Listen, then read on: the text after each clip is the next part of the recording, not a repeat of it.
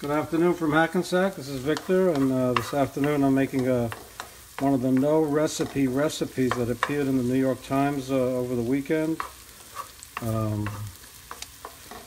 This is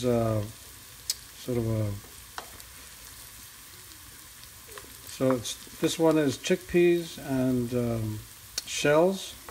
I'm using both organic shells and organic chickpeas, and this recipe is going to be healthier than the one in the Times because I won't use any of the cream or half and half called for in the sauce, nor will I be salting the pasta water heavily. I will though add an anchovy to the pasta sauce, and this uses a 28-ounce can of crushed tomatoes. I'm going to be adding some diced tomatoes because readers sent in comments that there was only enough sauce for 12 ounces of shells, and I'm using a whole pound. So I added just some red wine and a few anchovies to the sauce, and I'll be adding some dried herbs. I don't have any fresh ones, unfortunately. The recipe calls for fresh parsley, I believe. I'm bringing the sauce to a boil before adding the chickpeas, the can of drained chickpeas. And although I didn't put salt in my water, I did put some vinegar to keep the pasta from sticking. But the Times recipe talks about brackish water. I have a whole house filter. My water isn't brackish. There's no taste on the pasta of the water.